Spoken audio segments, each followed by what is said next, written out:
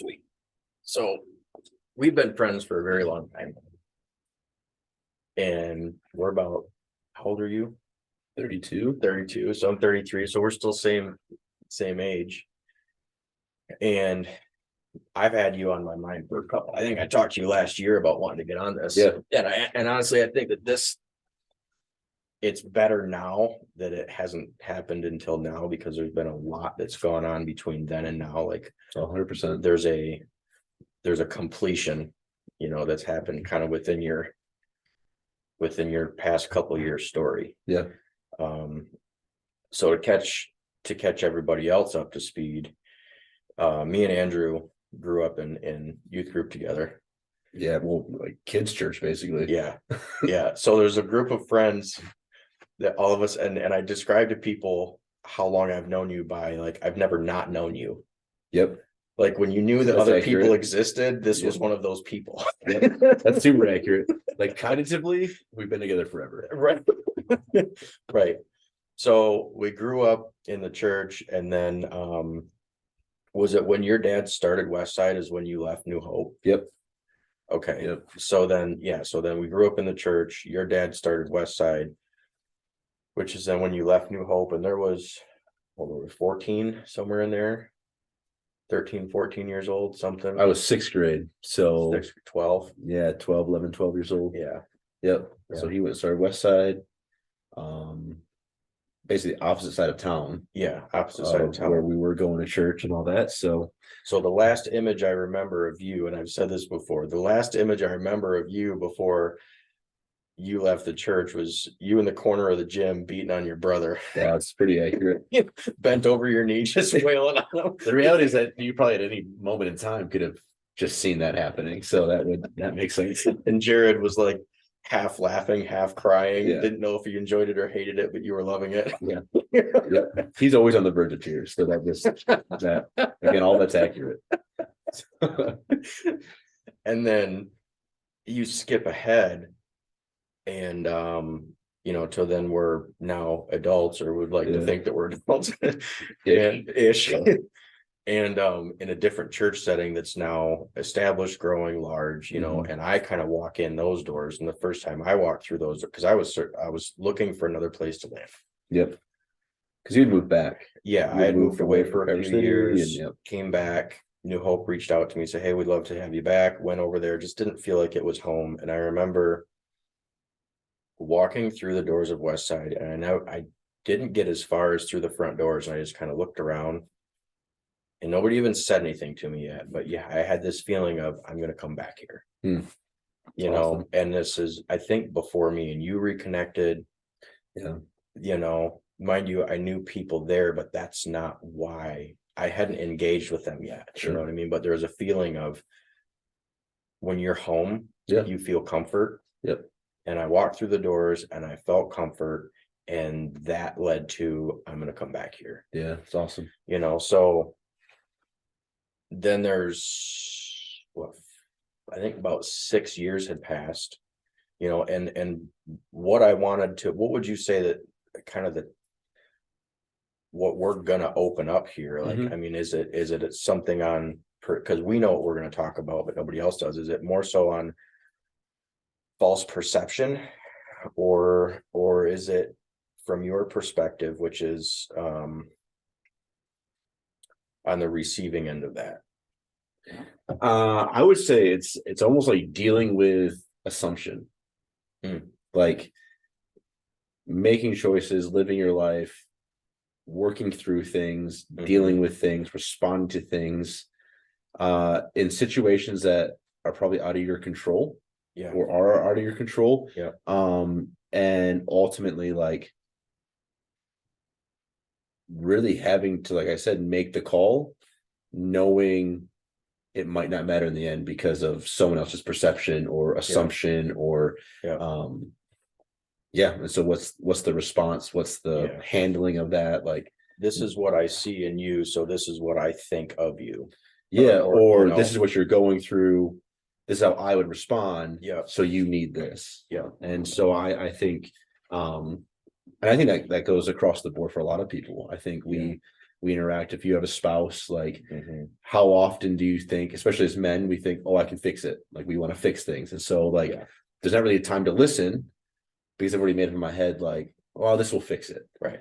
Or if you're on the job site and it's like things are falling apart, there probably is a time to step back and say, what do we do? Mhm. How do we work? How do we respond? And other times it's like stuff just has to be done. Mhm. So you've got to be on your A game, Mhm. ready to go. The issue is if you are a leader or working with or interacting with, like that might not be the best response. Mhm. But if you've not taken the time to have the conversation and Yeah. figure it out, like again, you work a lot on just assumption. You work a Mhm. lot on just this is how I perceive it. Let's go. Mhm. So you went through it. Okay, everybody, an entire church in a community of people went through something that they were not expecting, and I feel like you got the worst of it. You and your family got the worst of it. If everybody went through a valley, you found the lowest point in that valley. Sure. At one point in time. You know what I mean? Sure. Yeah. And so do you want to start like what happened to kick that off, or you want me to? Yeah, basically, so my father was the lead pastor of Westside, and I got hired to work at the same church. I was working as the youth pastor at the time. Mhm. Was there for like 4 or 5 years, and then kind of, I mean, what felt like out of nowhere, like Yeah. it came out that my father was kind of there's some misappropriation of funds, like Mhm. just things were really off with they weren't really off with the books. There was a paper trail a mile long for it, but just that money was being spent improperly, Mhm. and it ended up being a large sum, and more or less one thing led to another. He resigned, and there was a big investigation, and just like was this going on for a long time? What had happened here? And then about 4 months after it all started, all that resignation happened. He ended up taking his life, and just kind of like had it all blow up. And just this, again, I think that's probably the point that put me in the lowest part of the valley. Yeah. And then I ended up working at that church still for that happened like September 2019. He died in December 2019, Mhm. and I worked all the way until basically December 31st of 2021. Yeah. So I was there for about 2-ish years Mhm. through kind of walking through the waters of what's next, the church becoming a new church, hiring new lead pastor, turnover of staff, all that kind of stuff. Well, so in West Side was how many people about at that time?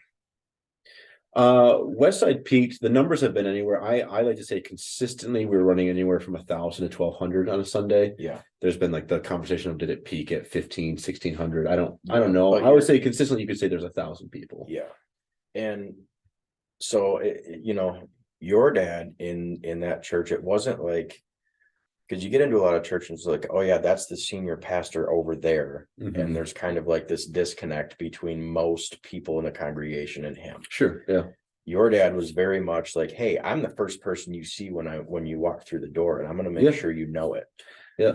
And I think that's like he put forth the culture community or the community culture. And so his mentality was like when you go someplace and you have a question, you want to ask the man in charge or the woman in charge. You want to know, like, man, if I get to meet the boss, like I want, like, that was kind of that mentality he had. Right. But he also said, hey, if I'm the one that you're going to be hearing from, or majority of the time we're going to hear from, like there's also something to that connection, that face to face being made. So he was, I mean, basically they're like the head greeter. Mhm. He was right there in the lobby, like you had someone hold the door open for you, and then you literally like met him. Mhm.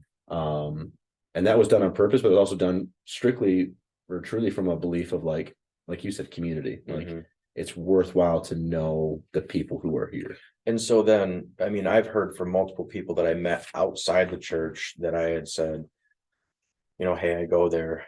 And there was a connection to oh yeah, I go there too. Well, how did you start? Well, I met John at so and so. He used to come to the restaurant place where I worked, or I met him you know, where a multitude of places for multiple people. It's like I met him there and he invited me, so I went, and that's why I now call it home. Yeah. You know, but in that, I don't ever feel, and I've never felt that people went there for John, for your dad. Sure. You know what I mean? They went there because of the community and the feeling. He was just the one that kind of put that vibe in place. Yeah. And from a leadership standpoint, I noticed that he was really good at making people feel seen, but then not allowing them to control his time. Yep. You know, because on any sort of, and even in business, when you get to a point to where you're in kind of senior leadership, people, and when they feel like they have access to you, they always want to go to you for every single problem, and that's not always efficient. You know what I mean? Like, you're not actually able to focus on what you want to do. And so, you know, just many different aspects I saw of him was really what made it feel like home to a lot of people. Yeah. You know, and so when anything started of, hey, something's not right here, now your home's jeopardized. Yeah. And, you know, somebody's starting to break into your safe space. And so the community as a whole was very like, what's going on here? And everybody started to, you know, I don't want to say fight back, but there was lots of concern. It wasn't blown off anybody's radar. Yeah. You know, so everything was a big deal. Yeah. And then, you know, like when you say he took his life after that, then it was like, all right, it was a big deal, and now it's an even bigger deal. Yeah. You know, so after that, you being his son, Jared, your brother, was working there at the same time too. Yep. You know, like your family was a part, you know, West Side and the Clark family were one. You know, it was that was like one thing. Sure. What was that like for you walking in the doors for a different, you know, with a different, like that, something changed. Yeah. You didn't have any control of that. You didn't ask for it. Yeah. Changed. Yeah. It was incredibly confusing. You know, due to it obviously being a legal situation, like you have conflict of interest, you have a lot of that kind of stuff at play. And so like I was not privy to a lot of information from the start, which was understandable. So that made things confusing. You had people incredibly upset and confused. You had people who were incredibly fearful and confused. So you just have kind of chaos. Yeah. And so like, you know, I tell people all the time, like when I told my wife what was going down, like her first instinct was, you know, her family's from North Carolina. It's warm down there. You know, they get a threat of snow, the whole state shuts down, but don't really snow. And so it's like we go there. But that kind of felt like running initially. And so it was just like, well, I'm gonna strap on the boots and like just kind of show up, because I had spent a lot of time separating the fact of like I am John's son, but I am not John. Yeah. So like for those who are just as confused at what's going on, I am just as confused at what's going on. Like, because it was like I didn't see this coming. Yeah. It literally felt like a TV show, like or a movie that you'd watch. It was like, the heck is going on? So, but in that, doing a lot of that work to be like, no, I'm Andrew. So if there's an issue, please deal with it as if you're dealing with Andrew. Obviously, easier said than done, I think, for a lot of people. I think it was really hard for people to be like, well, here's you're John's son. So, and, you know, so there's a lot of assumption. That's where we kind of said earlier, like a lot of assumption comes into play, a lot of just like perceived like area being held at an arm's distance. So those first couple days, weeks, it was just kind of like,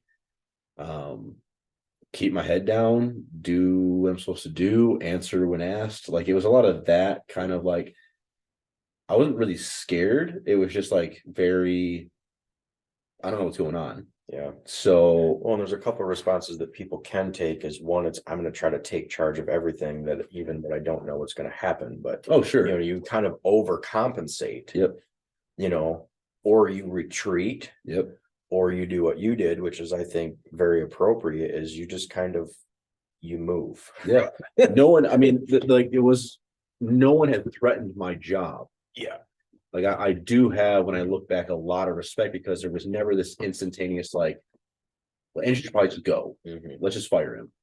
There's never ever needed that. So it was like, I was still in a space to do students and to like kind of like walk through that process. And so it was like, well, I can do this. This is a safe space for me. This is something I enjoy doing. So I'm going to kind of lean into that direction. Yeah. And all this other stuff behind it was like, I'm going to be, aware of and process through and kind of, like I said, answer when asked and just kind of go through it. But in those early days, it was like, there's still a job to do. Yeah. And so right, wrong, I don't know, but I definitely put a lot of focus just like into the job and then into like, how's my wife doing? How is she, like, kind of wading through the water? She was like pregnant at the time. So there's all that at play. And so I think from a staff perspective, a lot of us was just kind of, to your point, was like, well, we got a Sunday's still coming. The world, time doesn't stop, the world doesn't stop. Yeah, no one hit the pause button until March of 2020. So it's like, like let's just like keep doing our thing. And so it was a daily like wake up, take a deep breath, thanks God for another day. And do you feel like you put your grieving on the shelf because you had to maintain, like the job or what? I don't feel like that's an appropriate thing to call it, but do you feel like you had to put your grieving on the shelf to maintain everything else that, the bus that's still moving down or train moving down the tracks? That's a good question, because I think in the confusion of it, there was a natural response of don't look weak. Yeah. Or don't make it obvious it's affecting you more than it is. Yeah. And so, I mean, one of the responsibilities was like, I started preaching more on Sundays. Like I just kind of stepped into like more church-wide responsibility and not just like a Wednesday night program. Yeah. And so in some ways, like I had to kind of set things aside. I worked really, really hard. It's something I did take serious of, like trying to hear both sides. Like, yeah, because in one situation, like you have my father who not only was my boss and pastor, but he was my dad first. Yeah. So what the heck's going on? Right. But also hearing the side of the church and people in leadership there of like, they're just as confused of how did this happen? How did we miss this? All that kind of stuff. Something's wrong that nobody was anticipating, and what do we do with it? Yeah. And you're in the worst position possible because you're equally as invested into both. Yeah. And they're equally against each other. Yeah. And so it was like that weird, the grieving side of things was interesting because it naturally, like it just didn't make sense to grieve yet. Yeah. Because there was so much unknown. Like there was this subtle vibe of like, oh, he's going to come back. Like, because we're talking like pre-death. So we're talking like, oh, he's going to be, this might just be nothing. Yeah. This might be, you know what I mean? There's all that like kind of sense of like, we just got to sort this out. And let's just keep going, blah, blah, blah. So then when he passes away, then all of a sudden you're like, oh, okay, so this could have all been nothing, but still, Pops is just gone now. Yeah. I think that's when the grieving kind of like really set in. And that's where it was harder to like kind of like let it be a conversation piece. And now it was becoming more of like, I've got to start like talking to someone about this. Like, I've got to not be so concerned about are people taking notes and watching me and perceiving me, because I was also beginning to feel that weight of no matter how good I say I am, people don't believe me. They start looking at you through a different lens. And it's like, I want Andrew to be this way. So I'm going to look at him through the lens that puts him how I think he's going to be. Sure. You know what I mean? Yeah. Or a lot of it, I chalked it up to how would they have responded? Yeah. That's what I heard a lot of. Like, man, I just can't imagine that if that was me, I would have been XYZ. And it's like, okay, yeah. You're not me though. But I see your point. Yeah, I think that's what I started realizing was like, I'm either gonna have to like just own this mask I'm wearing, or like just realize no matter what I do or say, people are gonna have their own perception, their own assumption about how things are going, how I'm responding, how I'm dealing with it. And so, yeah, started to really look for someone to talk to, someone to kind of work things out, counselor, like that kind of stuff. Because some point you bring a child into the picture and you bring like a lot of that in, you realize like, I am not being a great father right now because I'm still so focused on other things that are happening and all that. And so, yeah, it was interesting. It was just like, okay, I've got to grieve now. Like almost like I had a reason. Yeah. And that was like what clicked it, like, okay, nothing's gonna be the same anymore.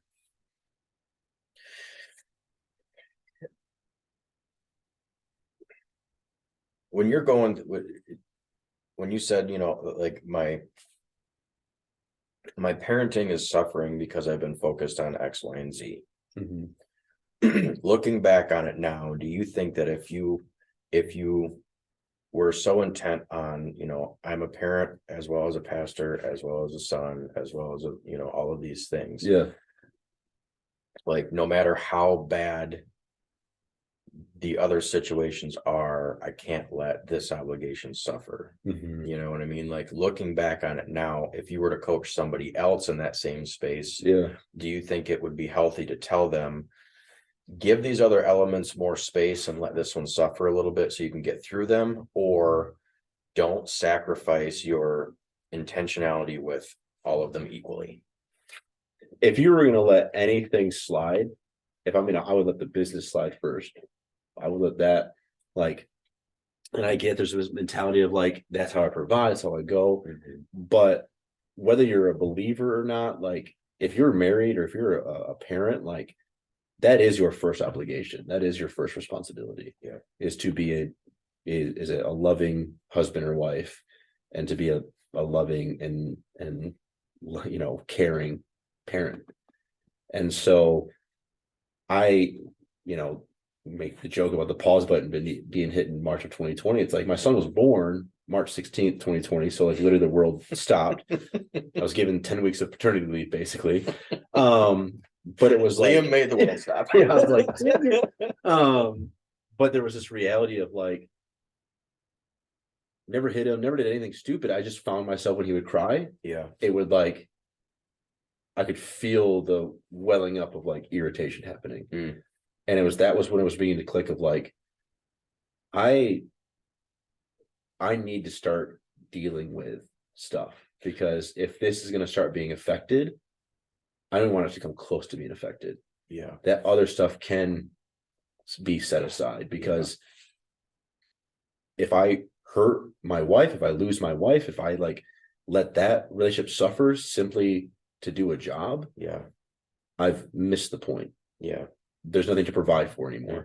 If I let my relationship with my son or my daughter or whoever suffer for a job, I've missed the point. Yeah. You can't say anymore, oh, I'm providing. This is how I provide. You provide first by being there and being present. And that's what I've had to really, really work on, because as a natural people pleaser, like it was really easy to become consumed with what are other people thinking you're doing?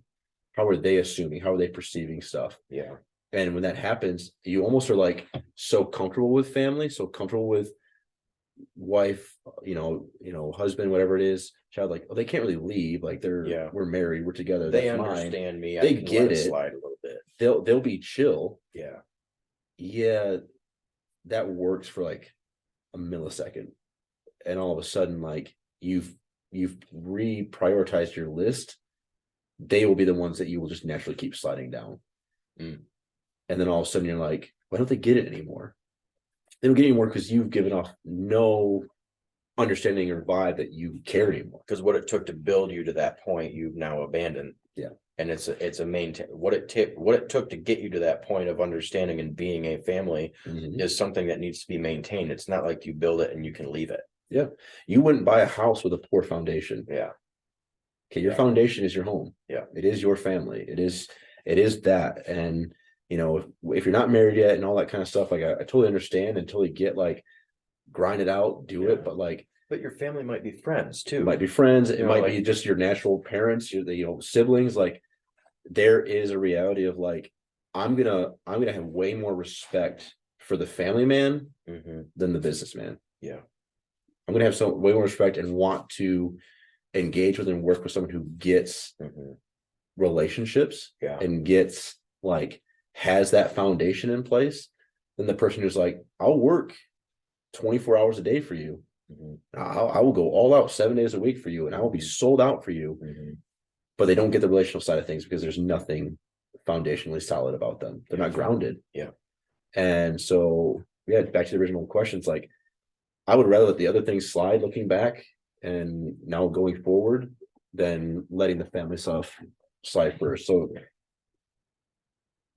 divvy up your remaining time for this stuff how you need to, but the foundation has to be good. Yeah, it's not like yeah. I forgot that COVID happened during all that because your dad never met Liam, right? No. So that was the timeline of everything is, there's a disruption in the church, and then your dad, and then Liam, and COVID at the same time. And so it's like, man, how and I know that like from being a part of the church community, there was a kind of a thought that went around, how much more can this church take? Because it was like one kick in the teeth after another as you're already down. But then like it's not about like from your perspective, it's like, man. And so I said, if the church went through a valley, you definitely found the lowest point of it. Yeah. You know what I mean? Sure. And Jared, if you're listening to this, I'm sorry for what I'm about to say next, but you're the oldest son. You know what I mean? So there is a sense of responsibility there. Sure. That's just not in your other siblings. Sure. You know what I mean? Like and so you just naturally take on, I have to be something for somebody. Sure. I get that. Yeah. I felt that. Like I think there was the ability to let people have space to process as needed, especially from like a sibling or family perspective. Like it's a weird experience to have to call a family member, sibling, especially to be like, hey, so and so passed away, or like some of that kind of stuff. So like experiences you never want to have. But I think everyone's human, so everyone grieves and processes in their own way. I think in my situation, the difference was I was also working alongside him. And so there was this detail of like, it's boss, pastor, and father who's now in hot water and now gone. So that was a different dynamic. And the way I think I felt was the role I was already playing in the church. Whether it be like future plans of potentially being the next head pastor or any of that kind of stuff, or just feeling the weight already of being John's son, who's such a beloved individual, like just all that. So there was a natural, I think, of response of like, okay, there's a little more weight now. This was a little heavier. Yeah. But I don't think anything was missed on my siblings' behalf in terms of like pressure they might have felt or the tension of losing a parent more than anything. So so now you're in the space of, all right, we're back to working more or less. You know what I mean? Like these events happened, we still show up and do what we have to do. There's a lot of people that are going to, and I think we may have touched on it in this conversation, but there's a lot of people, we did, that are going to say, I think you feel this way. And so they start treating you like how they think that you feel. Yeah. What is that? Can you say anything towards that? Whether like, what does it look like I guess maybe how does somebody respond in that way? What's the best way for somebody to respond that's in your shoes when there's so many eyes that want to put their own label on you or treat you a certain way? You know what I mean? Like, because that can be very frustrating, especially from the standpoint of you're not getting it. Yeah. It really helped if you're a people pleaser, it really helped kind of, I think, change that perception. Like for me, especially being someone who's like a natural, like just want people to be happy, want people to like me, like that kind of stuff. To realize like, man, no matter what I say or do, they still have an opinion about me that's completely opposite of what I'm saying or doing. So it's like, I can't make everyone happy. That would sound like the most obvious, like, but that was like a mind-blowing thing in the last couple of years to really begin to be like, I've always heard can't please everyone, blah blah, to like to actually experience like these people aren't even mad at me. They just assume I'm like this. No matter what I've done or said, no matter like or what you can say or do. And so I'm just like, I just gotta do my thing. And I think that's where it was like, okay, am I still, is my family healthy? Are they feeling loved? Like, do they know who I am? Right. You know, are the people in my corner, like the actual friends, like, do they hear me out and know who I am? Like, am I still able to do what I feel called to do? Like those things begin to become way more prioritization than like, is the boss happy? Is the person I've just met for the first time satisfied? Is like those things. So if you're in that space where it's like, man, no matter what I do, this person just doesn't get me. I'm not saying drop it. I'm not saying move on. I'm just saying like that should be a sign of like, you're wasting your time trying to please them. Yeah. You're wasting a lot of energy that's going sideways. And so essentially the energy that you are spending is not effective in any area. Yeah. So at least place it somewhere where you can be effective. There was times when like way back when things were going down, when like I knew there was like meetings happening without me and stuff like that. So I'd show up early and try to be there to almost catch the impromptu meeting that was going to happen. Yeah. And they would just find another time to meet. Because if people feel one way, if people do something, if people have a mindset made up, it is what it is. And so I would wake up, I would say, forget family time. I would do what I had to do. Like, you know, babe, you get it. I gotta go. Like I would have anxiety. I would be all worked up. I would just, and like, it was just like, for what? Nothing. For a waste of sideways energy. Well, and what's fueling you right then? What's fueling you with that isn't healthy either. It's just because fear. Anxiety and fear is fueling you and fueling your actions.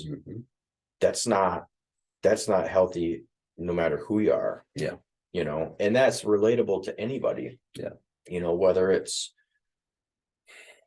you know, I'm going to pick on, say the word relationship, because, you know, the anxiety in that type, because it's easy to say, all right, when you're in a relationship, like between a guy and a girl, or in a marriage and something's not right, if you care about it, then you kind of overcompensate for what you need to, how you need to appropriately handle it. Sure. And you're fueled by anxiety there. Yep. Okay. So in this sense, your friendships with, you know, your friendship with the church as a whole, your friendships with your coworkers, your friendships with a lot of things, it's like, hey, everything here is being jeopardized. Yeah. I don't have control over it. So I'm going to try to insert myself as often as I can so I don't lose that connection. Yep. And control might be the wrong word, because I don't feel like you necessarily needed to have control over anything, but it's the level of involvement. It's like, hey, am I even a part of this anymore? Yep. You know. Yep, that's accurate. And so then now looking back on it now, it's like, man, my motivation for contribution wasn't even, you know. When the payoff is just more stress. Yeah. You know, when the payoff is still confusion. Yeah. Okay. You are just wasting energy and time. Yeah. And headspace, and that energy and time has to come from somewhere. So you're probably taking it from a place that, like we've said, oh, they get it. Oh, they'll give me that space, but you still need time for them. You still need energy for them, for that thing that you've now just blown for what? So, yeah. I think you could almost relate it to the path of least resistance. And that's been a theme on my mind is the last year. for sure is, look, how hard am I working at this versus how effective is it? Yeah. You know what I mean? Like, and sometimes we become so emotionally involved in things, we forget about the practicality and the effectiveness of it. Yeah. You know, and so it's like, all right, I'm gonna work really hard at this because I'm emotionally involved. But it might not be in the right area. Yeah. You know, and it's okay to realize that, well, this is turning out to be something different than it was before. Yeah. It's okay to continue on with the path of least resistance if it's not in that same area. Yeah. You know what I mean? And I think it's kind of interesting how our lives work around how God created it, around everything else that functions on the face of this earth. You know what I mean? If you watch the path of electricity, sorry, it's a very powerful force, but it doesn't go in a straight line. Yeah. It starts here, it realizes it's not, you know, it's not going to continue on that way because you're gonna die.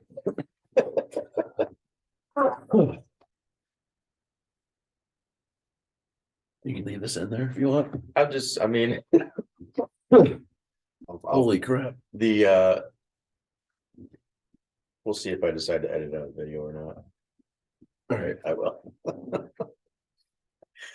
So Sorry, path of least resistance. yeah, My path bad. of least resistance. You know, electricity is a very powerful force, but at one point in time, it doesn't always continue on the trajectory it took off. Exactly. Yeah. You know what I mean? It takes a hard turn and then another hard turn and another hard turn, and eventually it gets where it wants to go. Yep. But we in our lives, we take a really strong trajectory in one area. And when we find resistance there, we naturally tend to want to push through that resistance rather than just saying, hey, Yeah.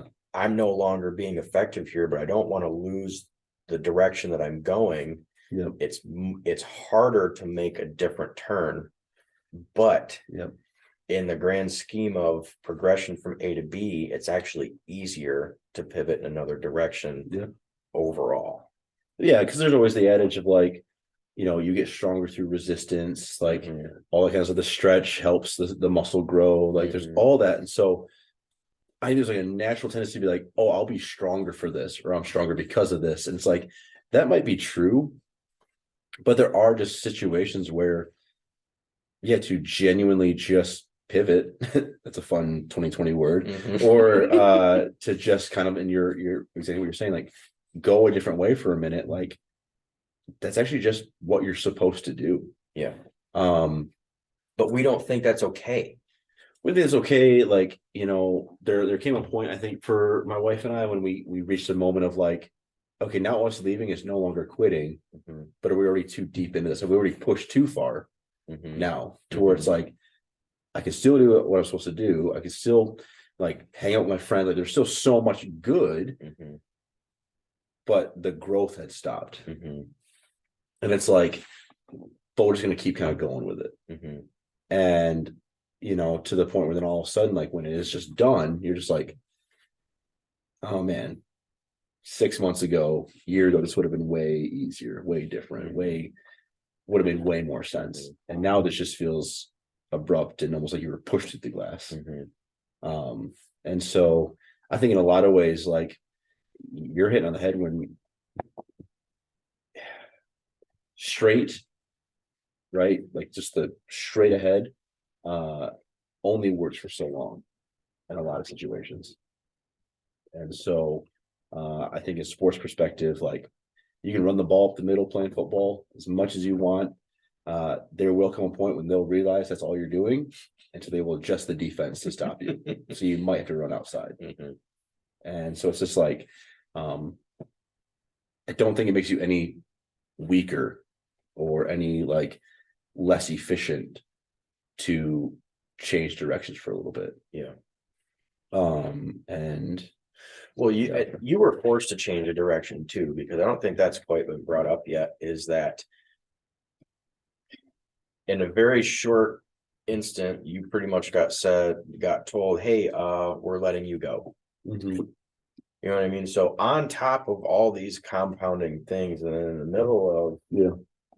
working through this and keeping the ball rolling, which is a very, and contributing to, like, you didn't dip because you, I mean, it wouldn't have surprised somebody if you'd said, hey, I don't know that I can be a part of what all is going on. Like, Sure. this is very, there's a lot going on inside of me. I just lost, my father. There's, like, this is very confusing with me.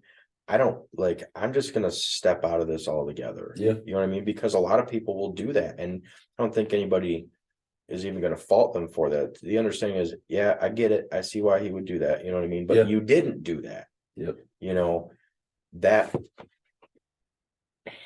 That I've always thought that's like, man, the amount of character and fortitude it takes to willingly put yourself in the most difficult position in your life or that you've ever experienced. Sure. And say, I'm here however I can be here. You know what I mean? I'm going to contribute. I'm going to help. Like, I'm not going anywhere no matter what happens. Yeah.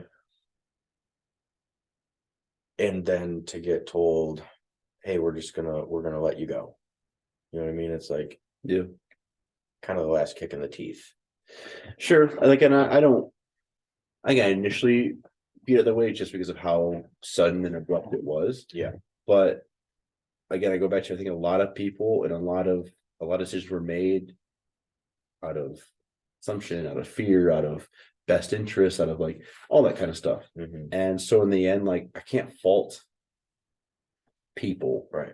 No, and I'm not saying trying to fault them, but it's a blow. It's an additional blow for you. Sure. You know what I mean? That's what I'm trying to open up is it's an additional blow for you, and it's going to be an additional blow for somebody else. You know what I mean? So, like, that one more blow, yeah. Yep.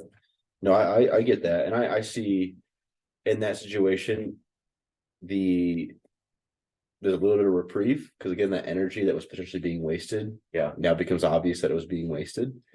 There's a reality of, like, my mentality though doesn't have to change if, like, I'm really called to do what I'm doing. Like, okay, well, God's going to continue to work and use me and do what's necessary. And then also it's trusting his plan, like trusting, like, he's all going to work it out. And, I think that's the beauty of faith is we're not really called to, like, we're not really called to do anything other than just, like, follow him. Yeah. Right. And so, like, in the long run, like, that's what we lead on the whole time through all of this was faith. And through this understanding that, like, God knows what's going on. Something that's really a really weird concept for my wife and I is the fact that our son was born so close to my father passed and when COVID hit. So I have a really weird silver lining view of COVID and of all that whole time because my son was born. Yeah. And I got all this time to spend. Like, I got like 8 or 10 weeks of paternity leave, like just unheard of time to spend with my wife and my newborn son. Well, my daughter was born like 2 weeks after I was officially done at the church. So I had this natural, like, 6-ish weeks and all this time to spend before I had to really go back and find a job to just be with my now wife and 2-year-old son and my daughter. My wife and I didn't, like, intentionally wait to have kids. Yeah. We just didn't have kids for a while. Yeah. And Nicole was pregnant. My wife was pregnant before we knew anything about with my dad. It wasn't like we just like, oh, crap's happened with the family, let's get pregnant. Like, there was none of that thought process. Nicole was pregnant before we knew we were going to be done at Westside. So it's just wild to see, like, some of the happiest moments in our life came at would have been the lowest part of the valley. And so it's like I can't help but step back and be like, I don't want to over spiritualize it, but be like, okay, God knew. He knew what was going on. And so it was almost that step away from the trees, see the whole forest moment of, like, all right, like, refined by fire, whatever you want to call it, iron sharpens iron, all those cliches, but just like, Yeah. I'm going to be better for this. And also, like, my faith is stronger in this. And also, like, man, what better time to be able to reprioritize what actually matters. And so whatever I step into next, I've already been through it. So my eyes are wide open to what's next, and to what to look for, what red flags are standing out, what all that kind of stuff, and what can't be compromised for this thing. Do you think that you would have gotten there if you didn't get the push out the door? I think so, because I think sooner or later something would have had to change anyways. There would have had to have been the adjustment made. Because again, I think you do come to that point when, like, you've met the wall. This isn't sustainable. Yeah. Yeah. And the writing's on the wall. You're now staring it in the face. And you're like, I am just going to stay and potentially suffer, or the switch is going to happen. The move is going to happen, the redirection. And so, even though, you can look back and wish things were done a little differently, it's like, in the end, you're like, okay, God knew. Yeah. It's all good. And you can't really pick apart and land too long on that. What shoulda, woulda, coulda, it's like, all right, this is this. I don't have any control over that. I'm not going to. This is the way that it is. Yeah. You know what I mean? And so, yeah, I was curious about that. Yeah. And so with being friends with you and then being involved in the church, like, after that happened, I sought out, I took a year at least, if not more, to really land on how I was gonna land on all this stuff, because you're kind of receiving information and not being involved in the process. And so you wonder, it's like, all right, well, how do I feel about that? And how am I going to respond? And so I sought out a lot of counsel through different people, and that just kind of tried to get some sort of clarity. Yep. And it's like, from an outside perspective, you're like, you try to judge other people's decisions and say, well, that was the right one, or that was the wrong one, or they should have done this, that, and the other thing. But the reality is you're not in their shoes. Yep. Nobody's perfect, and so you can't lose too much sleep. You shouldn't lose any sleep over it, really. Yeah. Because the only thing I have control over is not much, but it's what's closest to me. You know what I mean? Myself. Yep. Your attitude, your response, all that kind of stuff. Yep. Yeah. The biggest takeaway I really got from the whole situation, or one of the bigger takeaways, was kind of what we're talking about, though, with the assumption side of things, of like, if you're in leadership, like, you're going to have to make some calls. You're going to have to do some things, and have to make some adjustments, let some people go, hire some people, all that kind of stuff. But there's a benefit to knowing the people that you work with, and like the relational side of those that you're doing this job with.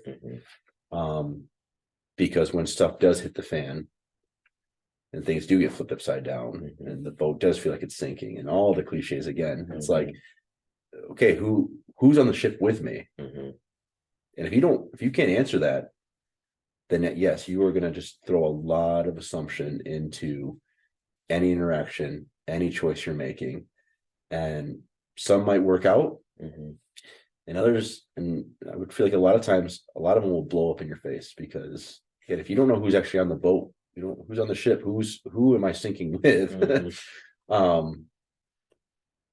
Chaos, it's fear, anxiety, like, it's all those things set in, and those are already going to be naturally occurring stuff. So if you play a role of leader, and especially in the home and business, whatever that looks like, know who you're with. Because leadership doesn't mean what most people think it means. It doesn't mean you're a manager. It doesn't mean you're a business owner. It doesn't mean you're a pastor. Leadership is just when other people look up to you, and you have the responsibility of, hopefully guiding them in the right direction. If leadership to you is I get to tell people what to do, you're not a leader. You can play a leading role in a parallel friendship. Yeah. You know, and that gets exchanged because they might in time lead you. Yeah. You know, but to your point, which is, you know, which is 100% accurate, knowing who's on the ship with you in that leadership being led, Yeah. you know, and then friendship as well, because Yeah. there is a relationship, you know, the people that I lead, I still have a relationship with them. The relationship is that I'm their leader. Yeah. You know what I mean? Or I lead them. Yeah. That's the relationship. Yeah. What type of, how was your wife through all of this? Like, supportive? I mean, I know she was supportive, but Yeah. how was your wife a support to you? Because, you know, because Nicole's a very strong person. Mm-hmm. Nicole is a very strong person, you know, and you guys have a great relationship, but you know, it had to, you can't not say that it wasn't challenging for everybody involved. No, she was a rock star, like, because she was a rock. Like, it was like very like a lot of the late night conversations, a lot of that stuff. Yeah. But she was pretty aware of, you know, she pointed out a lot of stuff even talking about now, just like that little, like, you can't make everyone happy, and where are you spending your time and what kind of energy, like, so she was really good about kind of challenging me in a lot of those areas. Did she get frustrated with you if you didn't immediately figure it out? No, she gave space because there's the grieving process all tied into that, and she has that natural mentality, but she was very quick, especially as things started to kind of like even out, where you start to see like, oh, okay, this is where we're heading, to begin to speak to like how I'm using my time and what's my focus, and like pointing out what's more important, and didn't do it in a way that was I see this, so you have to do it right now. Yeah, not nagging, not any, like, you know, the classic like, yeah, blah blah blah, like throw it off on a wife. It's like, no, it's very like, wow, like I'm glad I have a partner in this moment. Hey, I'm gonna let you see what I see, so then you can do with it how you see fit. Yeah. And so she was awesome in that, incredible mother, you know, when it came to playing that role for our newborn son and then daughter and a lot of it. And so just super supportive and kind of like trusting, which again was that reminder of like, oh, okay, this should be a first importance to me, is her and my family. That just became more and more true as time passed. Just like, yeah, what am I doing? And I have someone at home who is graciously kind of letting it happen.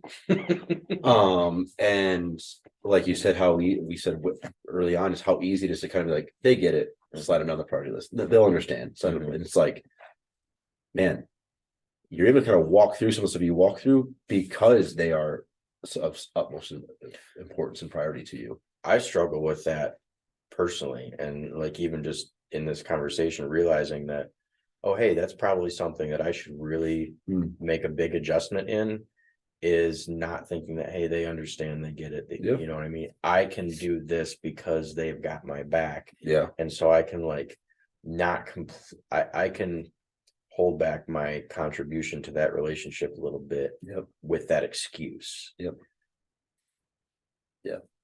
Doesn't work out. Yeah. Doesn't work out. And so I So think, I'm sorry, go ahead. I think in the long run, like when you really engage more with like the foundational side of your life, which is family, friends, you know, community, whatever you want to use, like you are building something to fall back on. And it's nice to know like you're not falling back, you're like being caught. And I think that's what we felt, was we had that in place to where like when things went sideways, it was like, look at the community around us, look at like those who are kind of like lovingly holding on to us in this moment. It was like, okay, that's why relationships seem to matter so much, is so that not you can just celebrate the highest highs, but it's so you can actually work through the lowest lows too. So when you fall, they can catch you, but that doesn't mean you lay there. Yeah. You know what I mean? Like you're caught for a while. Yeah, but you have to get up again. You know what I mean? Yep. There's a safety net, but that means you have to get up and keep going. Yep. It's like the trust fall. Like you don't just fall and they all stand there. You know what I mean? Yeah. It's like they set you back on your feet and you keep going. 100%. So after that, you took a job for a little while, and that would scare most people, because when you did that, like for me as a friend, I'm like, all right, I'm gonna watch and see where this goes. Yeah. Because it was definitely many steps back from your capability and potential. Sure. You know what I mean? Yep. And not related at all to where your heart lies. Yeah. Even if your heart and your passion were to change direction one day, like it's always going to be in some form of ministry. It's just what is the catalyst that this ministry is passing through? You know what I mean? But it was, I mean, you took a job at a market down the street. Yep. You know what I mean? Which is like, man, this guy is way more qualified to do what he's doing. And as a friend, you were telling me what you were going to do, and I'm thinking, my thought was, that's a perfect thing for him to have very low responsibility, still generate income, not have your mind, like you can still work and do things and be productive, but your mind can open up and relax. Yeah, that's what it was. And so like, that's great. But how long is that going to go on for? Because there are so many people that will find comfort in that, too much comfort in that space, which turns into complacency. And now they're just like, you're going backwards on all fronts. Yeah. I think that was, there was the early on, it's probably even the grieving process, like the bargaining of like, I could do this. This just works. It's easy. And I think that, it actually was super helpful to like take the break for a minute. And to your point, like not have the weight on my shoulders, and it helped me reprioritize things, and it helped that time. And it was like my encouragement is, once you start feeling like that, you've reprioritized things and stuff begins to kind of like settle, like that's when it's like, okay, so then what's next? And that's where we kind of felt, because a lot of people right away were like, move to Grand Rapids, go work here, go do this, like this church calls right away. Like there's so many things that was right away. It's like, I can just jump right into something. But that's what it would have been, just jumping right into something and not actually like dealt with any of the stuff that actually now had to be dealt with because of what just ended. And you're not actually confident in those moves if you're just jumping into it either. Yeah. And how you leave a place plays a big role too. You choose to leave, well, you're probably looking already. If you don't choose to leave and you're told to leave, you weren't looking.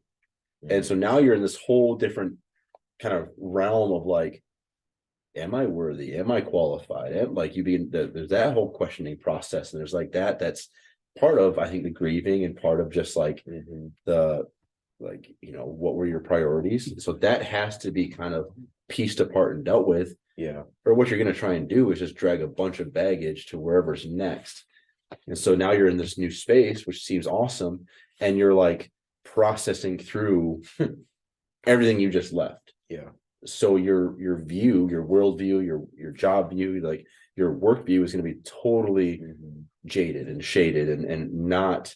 Well, where your energy is being placed is not to where you're going, but what you just came from. Yeah. Yeah, exactly.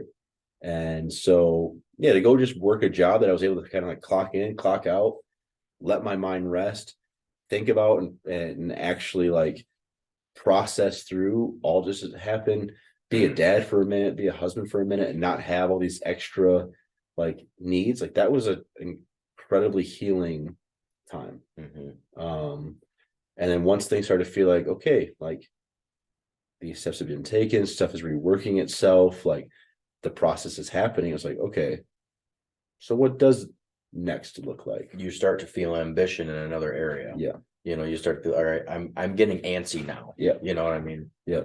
So you begin to look forward again. Yeah. And I think that's my encouragement. When you start feeling that, okay, engage in that. Yeah. Apathy and some of that stuff happens, I think, when you begin to feel that, but you're like, you almost like question it, like, oh, I'm not ready. Oh, I'm not like, and time's gonna be different for everyone. Yeah. But yeah, if you're supposed to be doing something, like Mhm. there's nothing wrong with pursuing it. Like that's what I learned. There's nothing wrong with having conversations. Yeah. I didn't have to say yes to any job interview. I didn't have to say yes to any job offer. I could have the conversation. Mhm. I could see, does it fit with what's new prioritized to me? Does it fit with now my family and what we're called to do as a family? Like what is happening? But it's like the pursuit of those conversations was like life-giving. Mhm. And it was like reminding of like, okay, you're more than just kind of working behind this counter, which is not a bad thing. Mhm. Just there was more that I was being called to do. Yeah. And I was beginning to feel that again. Yeah. And so to engage in those conversations, engage in that process, ended becoming like a motivator. Yeah. And that was cool. I think not, I don't want to go off on a rabbit trail, but you know, to be able to say like, hey, this is just a conversation. I almost would say that there's a level of self-confidence that has to be in play there, because Oh, sure. if you feel obligated just out of interacting with somebody, that means you don't have enough self-confidence in yourself to either, hey, this isn't exactly what I need. I mean, it's like, I don't need you. Yeah. And so understanding that there's no obligation unless there's commitment. Yeah. Just having a conversation is not a commitment, Yeah. like, Which is dangerous if you're a people pleaser. yes, Because that's when all of a sudden the obligation sets in of like, well, I talked to him, so Mhm. I gotta say yes. And it's like, no, no. what you have to do is follow up with them, Yep. tell them yes or no. Yep. You know what I mean? Like that's it. Yep. And that was a really fruitful process too. That's where I knew there was some healing taking place, when it was like, went down the trail with a place. Yeah. And we got to the second or third interview because there was a legitimate like interest, and Yeah. things were lining up. But there wasn't peace, and there wasn't an actual like, this is it. Yeah. Instead of finally sit there and be like, I have to say no. And that was difficult because everything in me said, just say yes. It's good enough. So just say yes. And it's like, but there's a difference between like not having peace because you're gonna take the jump, and like just genuinely like knowing in your heart and your gut it's a no. Yeah. That piece to me is different. So then it's an inner struggle between, like you said, everything inside me wants to just say yes, but there's one thing here that's not, like, which is foundational. Yeah. You know what I mean? Like we talked about with family and building a house, I mean, Yep. the foundational piece isn't there to build everything else off of. Yeah. It makes sense headwise. It makes sense, on all these other fronts. But I don't have confidence. I don't have peace. It's where I've made this list of things that are important to me, and it is conflictual with 3 of the 4 things I say are important to me. Yeah. Okay, that should be a quick answer of like, yeah, that's a no. Well, in the professional world, you call those core values. Yeah. You know what I mean? It's like, well, do you know what your core value? I just had this, I want to say, the second episode with Keith Calloway. Oh, no, I'm sorry. I was talking to him on the phone the other day. He'd be like, "How you need to figure out a little bit more what your personal core values are." Yeah, 100%. Because there's core values inside business. This is how we operate. This is how, decisions get made based around these boundaries that we set that are healthy, that we want to be known as. Yeah. Personally, I need to also have those myself, 100%. and that dictates what type of relationships you keep, what type of relationships you're in, what type of engagement you have with people, what environments you put yourself in, which ones you don't. Yeah. You know what I mean? Like everything, and so totally. And I like to make those connections between the professional world and the personal world, because I don't think they're all that different. Yeah. Hopefully you're doing what you love. Hopefully you're doing what you love, but the principles are all the same. Yeah. And when somebody said, and this was something I just mentioned it on the last one I recorded, is that I was challenged with the statement of, your problems are not significant to you. Because we feel like, because this is happening to me, nobody else understands. Yeah. which is the whole reason why I like to have these conversations, to realize like, look, you're not alone in the island that you feel like you're on. Yeah. If that's how you feel, you're the one that put yourself there, and you're the one that's keeping yourself stranded. Yeah. You know, your problems are not significant to you. Yeah. And so whether you're in a pastoral space or a business owner or whatever, you know what I mean? Because as you start to grow in anything, people are going to have a perception of you, you know, and like, because I always related to you taking a job at Fresh Coast. Like, I found myself in that same space years before, you know, because I went through automotive school. I worked in all these different industries. Kind of the pinnacle of where I was at was when I was a Lamborghini technician. You know, I worked on exotics. And then my dad passed, I moved back home. It was like kind of steps downward. And eventually I found myself flipping burgers at a local bar. Yeah. You know what I mean? Yeah. And so like I saw myself go there. And I'm like, all right, I know what he's doing. It's not an unhealthy path. No, sometimes, again, thinking in a sports term, played soccer in college, and the mentality is always to go forward. The goal's at that end. Yeah. So go. And one of the first concepts you're taught by a good coach is sometimes to go forward, you have to go back. Yeah. That sometimes, excuse me, for me, just to kick the ball forward, I'm kicking it directly to the defense. So that the more direct path might be to go back to this player, who goes back to that player, who then goes up that side, and we eventually get to the goal that way. But when you're in the moment, yeah, you know, especially when you're emotionally involved. Yeah. Because in a sports setting, you're not as you're emotionally there, but you're not as emotionally involved and invested. Yeah. You know what I mean? When it's your life and your family and your livelihood and all these different things, man. Yeah. Your perception of what you need to do and what it looks like, it gets clouded. Yeah. Keep pushing forward. Yeah. Oh, man, suck. Sorry. So catch us up to now. You know, you've got kind of like in the sense of looking back, you know, that was a very long period of time. Yeah. You know, a long stint that you went through, you know, and then once I feel like the next pivot would be when you started getting thoughts of, well, what's the next step? You know what I mean? Like that's okay. And I might be, you know, yeah, I've made another pivot and here I am, you know what I mean? Now that you're in that other, now that you're on that next plane, just kind of give me what it looks like to stand where you're at and turn back around and look at everything else, you know what I mean?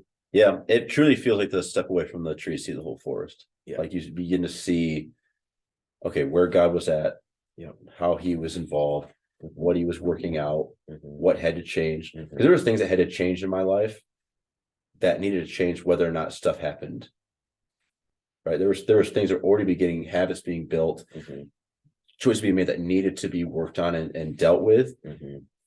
Now, I'm not saying God let everything happen just to deal with that. I'm just saying like that came to light because of what was going on. I'm like, I just need to deal with that stuff. I need to fix those things. I need to find some help. And so now looking back, you'd be able to see like just how that stuff worked out and the grace of God and a lot of things. It's just like, it's pretty like humbling.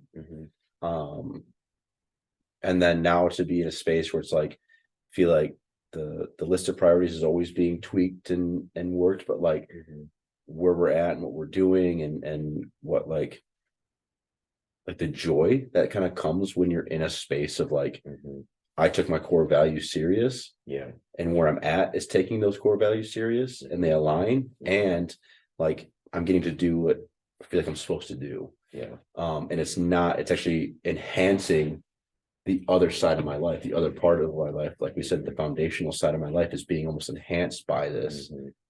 It's like, okay, God, like, well, and you're able to, you know, because last time we talked, you know, your relationship with your wife is stronger, your involvement with your kids is stronger. You don't feel as obligated to be a person rather than encouraged to be the person. Mhm. You know what I mean? And so when you're encouraged and to be who you are naturally and build into your passion, like your contribution to where you're at is tenfold. Yeah. Versus saying, we expect a certain amount of things out of you because this is what we want for you. Yeah. And where you're at now is we want to encourage you to be who you are because we value that. Yeah, you can try, but you really can't fit the square peg in the round hole. No. You really can't. You can hammer it, you can do whatever you want, but in the long run, like it will not naturally fit. Right. Well, and you wouldn't be able to absorb this had you not gone backwards first. 100%. You know what I mean? You Yeah. wouldn't be able to live in the space that you're in now if you did just take the next step. Yeah. Or take the options that were there, or just listen to everything inside of you that wanted to say yes. Yeah, exactly. You wouldn't be here. You wouldn't be enjoying it. You wouldn't feel fulfilled. You would continue that cycle of confusion. You know what I mean? And that's where people go. I mean, you go backwards so far. It's not like when you said earlier, all right, well, our goal is to get from over here to over there. Our ambition is to get to there. Your ambition starts to move backwards. Yeah. When you don't intentionally take time to take a few steps back, go over the side. You know what I mean? Yeah. You start believing the lies, start believing other people's opinions, other people's assumptions. And it's like, it's a dangerous game. And I think if you keep trying to push forward, is what we've been saying, like that's just baggage building. So sometimes going backwards is really just taking a step back. It is just taking the deep breath and processing and then saying, all right, let's go. Well, there's a big identity thing here too. Like if you don't know who you are and who you're supposed to be, then you have no decision making over yourself. Yeah, 100%. Yep. You know what I mean? If you're and even like with the perception that others want to have towards you, because I experienced that myself. Yep.